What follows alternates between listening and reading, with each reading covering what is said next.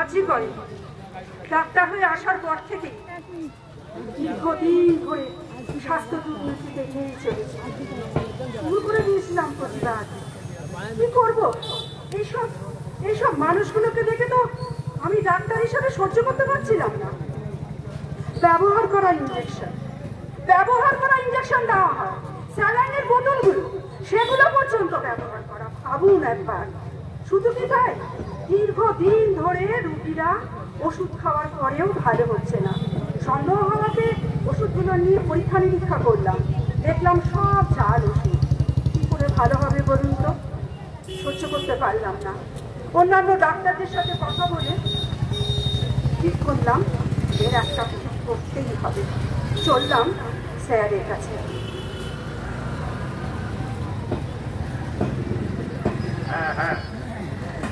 হ্যাঁ ঠিক আছে, কোনো সমস্যা হবে না।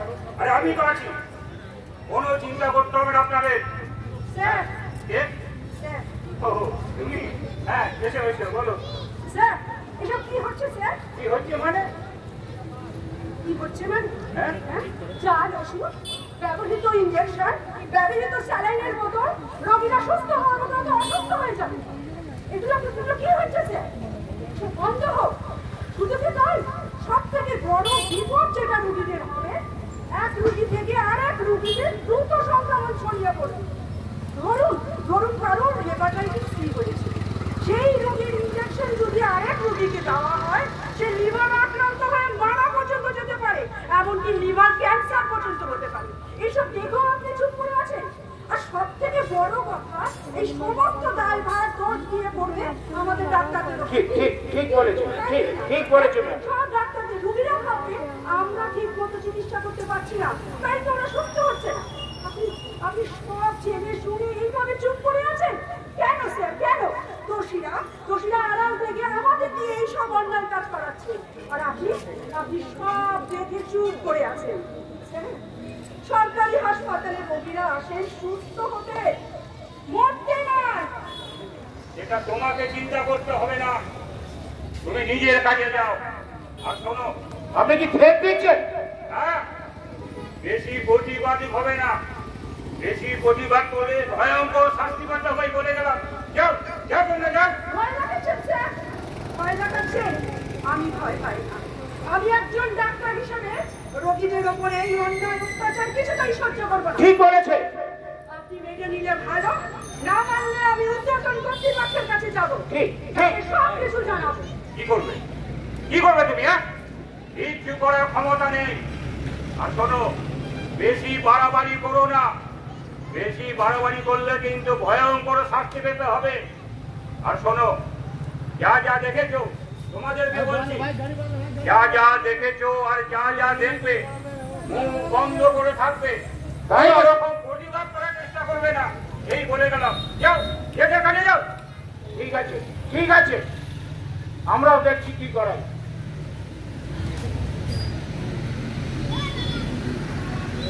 সহ্য করতে পারছিলাম না, ভেবেছিলাম শুধু কি এই অন্যায়? ভালো স্টুডেন্টদের ইচ্ছাকৃত ফেল করানো হয়, খারাপ স্টুডেন্টদের কাছ থেকে পয়সা নিয়ে পাস করানো তাদের ধার্য মূল্য দিতে না পারলে সরকারি লাইসেন্স ডাক্তারি লাইসেন্স আটকে দেওয়া হয়। তাই নয়, আমি ভালো ডাক্তারি গবেষণাপত্র তৈরি করতে পারি। আমাকে বলা হলো অন্যান্য স্টুডেন্টদের এই গবেষণাপত্র তৈরি করে দিতে। আমি রাজি হলাম না। আমার উপরে নেমে এলো অত্যাচার। নির্দিষ্ট ডিউটির বাইরেও আমাকে অনেক সময় ধরে ডিউটি করানো হতো, তবুও কিছু বলেনি। সারা রাত ডিউটি করার পরে খুব ক্লান্ত হয়ে পড়তাম। সকালে সবাই যখন বাড়ি চলে যেত আমার ছুটি হতো না, তবুও মেনে নিয়েছিলাম। শুধু তাই, মৃতদেহগুলোকে পর্যন্ত ওরা ছাড়তো না। সারা রাত ধরে চলত নানা রকম ব্যবসা।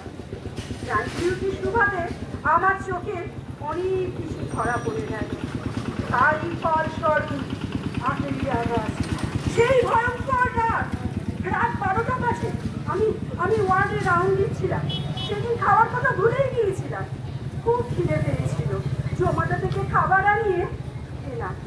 খাওয়ার পরে আমার ঝিমুনি এলো। ডাক্তাররা সবাই মিলে যে ঘরে রেস্ট করে আমি সেই ঘরে গেলাম।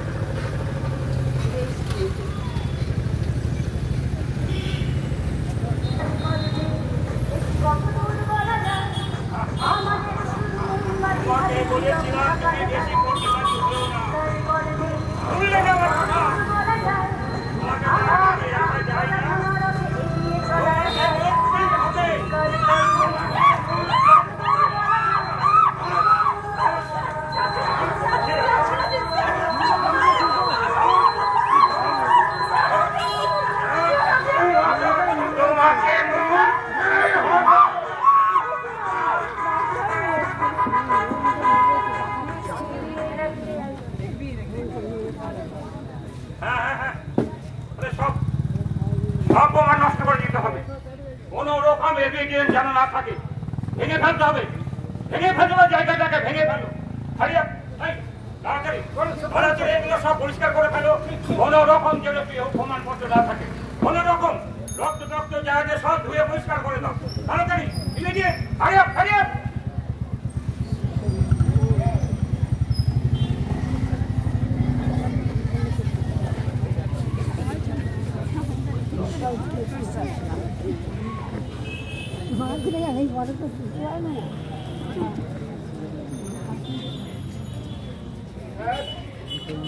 Okay. Chalo.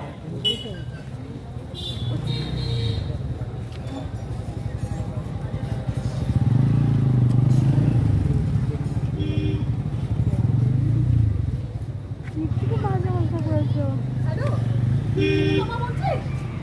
আর মা, তাড়াতাড়ি বাড়ি ফিরে আয় মা। আমি আজকাল হসপিটাল থেকে বলছি। আপনার মেয়ে আত্মহত্যা করেছে। আমার মেয়ে আত্মহত্যা করতে পারে না। কেন আত্মহত্যা করবে? আমার মেয়ে আত্মহত্যা করেছে। আমি তো খবরটা পেয়েই ছুটে এলাম। আমার মেয়েটাকে আমি শেষ দেখার ওরা আমার মেয়েকে অত্যাচার করে, ধর্ষণ করে, খুন করে, প্রমাণ লোপাট করার জন্য সেই শ্মশানে নিয়ে গিয়ে দাহন করে। কেন আমার মেয়েটা কি অন্যায় করেছিল, কি দোষ করেছিল? জানেন আমার মেয়েটা লোকের সেবা করার জন্য ডাক্তার হয়েছিল, কিন্তু ওরা ওই সমস্ত পৈশাচিক কাণ্ড করে আমার মেয়েটাকে, আমার ফুলের মতো মেয়েটাকে অঙ্কুরে বিনাশ করে দিল। আমি বাবা হয়ে আমার সৎ কাজটা পর্যন্ত করতে পারলাম না। আপনাদের কাছে আমি হাত জোর করে অনুরোধ করছি, বিচার করুন। আপনারা প্রতিবাদে সামিল হন, আমার সঙ্গে প্রতিবাদে সামিল হন। ওই সমস্ত পৈশাচিক পৈশাচিক লোকেদের মানুষ রূপী অমানুষদের দৃষ্টান্তমূলক শাস্তি চায়, যাতে আর দ্বিতীয়বার কেউ অভয়া না হয়। আমি ওদের শাস্তি চাই, আমি ওদের শাস্তি চাই, কিন্তু কিছু হবে না। আমার মেয়ের বিচার চাই, আমার মেয়ের বিচার চাই।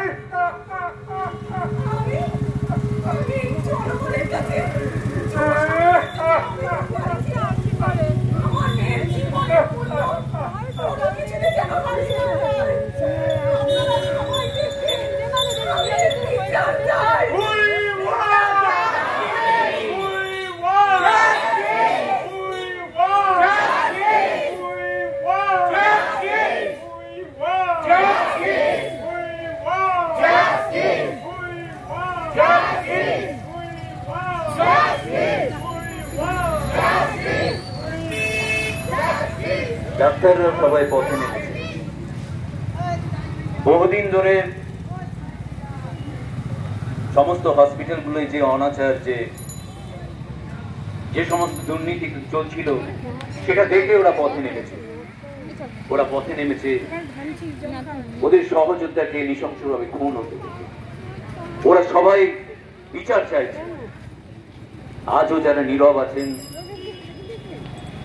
যারা প্রতিবাদ করতে নামছেন না, তারা প্রতিবাদ না করুন, অন্তত ওই ডাক্তারদের সমর্থন করুন, কারণ ওরা আপনাদের লড়াইটাও লড়ছে।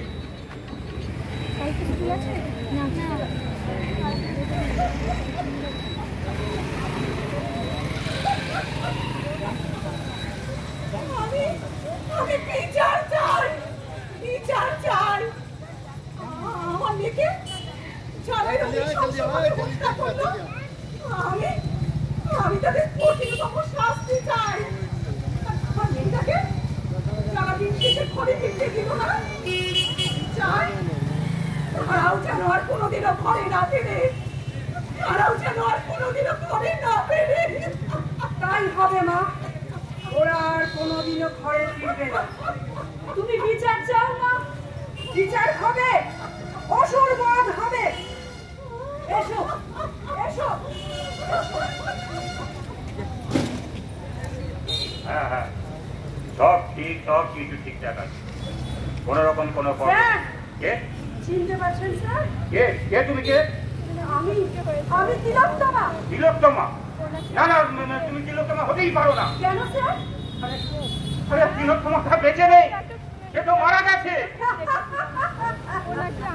আপনি একটা তিলোত্তমাকে মেরেছেন স্যার।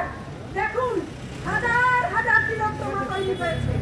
দেখুন, ওরা সবাই বিচার চায়, তিলোত্তমার খুনের বিচার চায়। স্যার, আপনি তিলোত্তমাকে মৃত্যুর শাপ দিয়েছেন স্যার। আপনাকে সেই শাপ পেতে হবে, আপনাকে মরতে হবে স্যার। না না, আমি কিছু করিনি, আমি কিছু করিনি, আমি বাঁচতে চাই।